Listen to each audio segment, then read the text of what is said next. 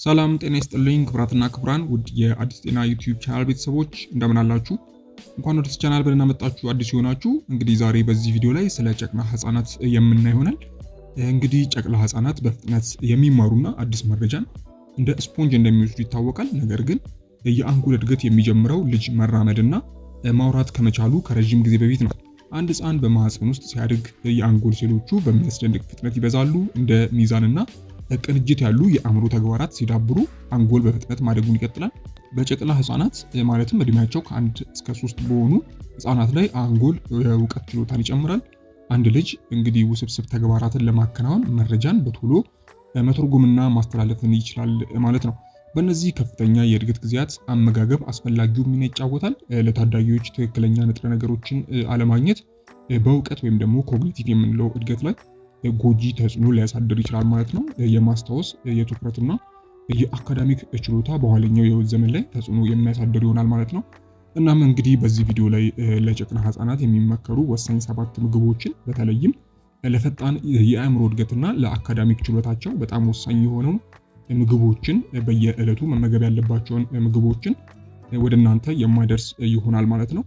እንግዲህ ከዛ በፊት ሁላችሁም ይህንን ቪዲዮ ላይክ በማድረግ ጀምሩ። እንዲሁም ለዚህ አስተማሪ ቻናል አዲስ ከሆናችሁ ሰብስክራይብ በማድረግ ቤተሰብ ሁኑ እላለሁ።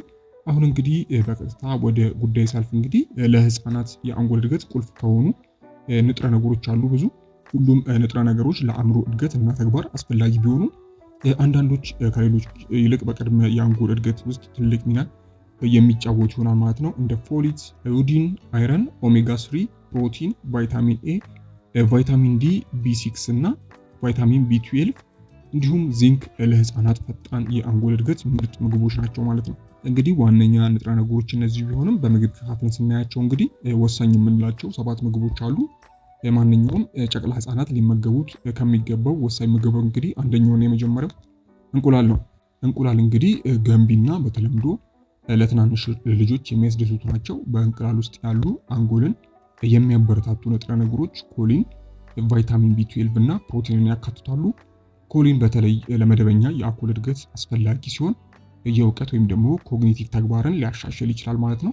እንግዲህ በየቀኑ 2 እንቁላል እድሜያቸው 8 እና ከዛ በታች የሆኑ ልጆች የሚያስፈልጋቸውን ኮሊንን ይሰጣቸዋል ማለት ነው። ስለዚህ አንደኛውና ወሳኙ ምግብ እንቁላል ነው ማለት ነው። ሌላኛውና ሁለተኛው እንግዲህ አሳ ነው። አሳ ቅባት ያላቸው አሳዎች እና ሌሎች የባህር ምግቦች ለአእምሮ እድገት ከፍተኛ ጥቅምን ይሰጣሉ። አሳ በውስጡ ፕሮቲን፣ ዚንክ፣ አይረን፣ ኮሊን፣ አዮዲን እና ኦሜጋ 3 ቅባቶችን ይዟል። ነገር ግን እንደ ቱና እና ሴልፊሽ ያሉ በሜርኩሪ የበለጸጉ አሳዎች ለህፃናት ከመመገብ መቆጠብ ይኖርባቸዋል ማለት ነው። ከመጠን በላይ ሜርኩሪ በልጁ ላይ የነርቭ ስርዓት ላይ ጎጂ ውጤት ሊኖረው ይችላል። በምትኩ እንደ ሽርፒም እና ሳልሞን ያሉ ዝቅተኛ የሜርኩሪ አማራጮችን መጠቀም አስፈላጊ ነው ማለት ነው። ከ3 ዓመት በታች የሆኑ ልጆች በሳምንት ከ2 እስከ 3 ጊዜ በመጠኑ መመገብ ትችላላችሁ ማለት ነው። ስለዚህ ሁለተኛው አሳ ነው ማለት ነው። ሶስተኛው ለህፃናት ወሳኝ ምግቦች እንግዲህ ቅጠላማ አረንጓዴ አትክልቶች ናቸው። እንደ ስፒናች፣ ጎመን፣ ቆስጣና ሰላጣ ያሉ አረንጓዴ ተክሎች በውስጣቸው አይረን፣ አዮዲን፣ ኦሜጋ 3 ፋቲ አሲድ፣ ዚንክ እና ፕሮቲንን ስለያዙ ለህፃኑ አእምሮ እድገት ወሳኝ ናቸው ማለት ነው።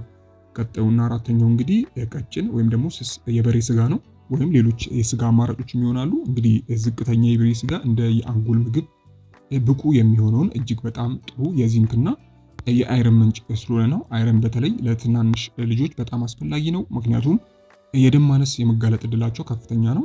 ከ3 ዓመትና ከዛ በታች ከሆኑ 10 ህፃናት ውስጥ አንዱ ማለት ይቻላል የአይረን እጥረት ሊከሰትበት ይችላል።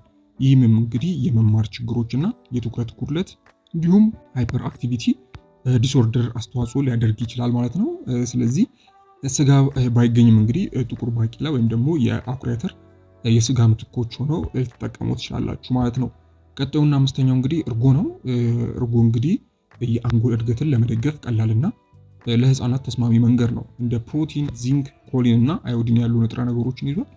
ልጆች የታይሮይድ ሆርሞኖችን ለማምረት አዮዲን ያስፈልጋቸዋል። እነዚህም ለአእምሮ እድገትና ለነርቭ ሂደቶች አስፈላጊ ናቸው። ቀላል የአዮዲን እጥረት እንኳን የልጁን አጠቃላይ የእውቀት ወይም ደግሞ ኮግኒቲቭ የምንለውን ተግባር እና የማመዛዘን ችሎታ ላይ ተጽዕኖ ሊያሳድሩ ይችላሉ ማለት ነው።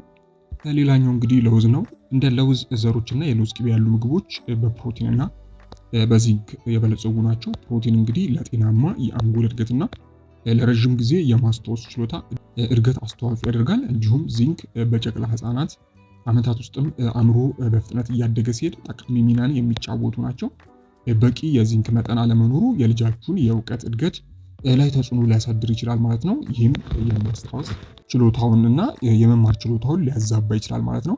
እንግዲህ ለውዝ ሲበዛ የጎንዮሽ ጉዳት ሊኖረው ይችላል። ስለዚህ በትንሽ መጠን የኦቾሎኒ ቅቤ ላይ ውሃ በመጨመር መመገብ የምትችሉ ይሆናል ማለት ነው። ቀጣዩና እንዲሁም የመጨረሻው እንግዲህ ሰባተኛው ባቄላ ነው። ባቄላዎች እንግዲህ ለአእምሮ እድገት በጣም በርካታ ጠቀሜታና ንጥረ ነገሮችን የሚሰጡ ይሆናሉ። ከነዚህ ውስጥም እንግዲህ ዚንክ፣ ፕሮቲን፣ አይረን፣ ፎሌት እና ኮሊን ይገኙበታል። አንዳንድ የባቄላ አይነቶች ከፍተኛ መጠን ያለው ኦሜጋ 3 የሰባ አሲዶችን ይዛሉ። ስለዚህ ለህፃኑ እጅግ ወሳኝ ናቸው ማለት ነው። እነዚህ ከላይ የነገርኳችሁ ምግቦች ማለትም እንቁላል፣ አሳ፣ ቅጠላማ አረንጓዴ አትክልቶች፣ ቀጭን የበሬ ስጋ፣ እርጎ፣ ለውዝና ባቄላ እንግዲህ ለፈጣን የህፃን ልጅ የአእምሮ እድገት እንግዲህ ወሳኝ ናቸው ማለት ነው። ከክሬቲቪቲ ጋርም ተያይዞ ትምህርታቸውም ላይ አሪፍ እንዲሆኑ እነዚህ ምግቦች ወሳኝ ሚና የሚጫወቱ ይሆናል ማለት ነው። ስለዚህ በአመጋገባቸው ፕሮግራም ላይ እንደዚህ አይነት አመጋገቦችን በማስገባት ተገቢውን አመጋገብ መስጠት ያስፈልጋል ማለት ነው። ውድ ቤተሰቦች ለዛሬ ይሄ ነበረ። በዚህ ቪዲዮ ላይ ጠቃሚ መረጃ እንዳገኛችሁበት ተስፋ አድርጋለሁ። ከዚህ ጋር ተያይዞ እንግዲህ ማንኛውም ሀሳብ፣ አስተያየት እንዲሁም ጥያቄ ካላችሁ በታች በኮሜንት ማስፈሪያው ላይ ማስቀመጥ የምትችሉ ይሆናል ማለት ነው። እስከ ቪዲዮ ፍጻሜ አብራችሁኝ ስለነበራችሁ እጅግ በጣም አመሰግናለሁ። ፈጣሪ ያክብርልኝ። በቀጣይ በሌሎች ቪዲዮዎች የምንገናኝ ይሆናል። እስከዛው በያላችሁበት ፈጣሪ ሰላሙን ያብዛላችሁ። ደህና ሁኑ። ቻው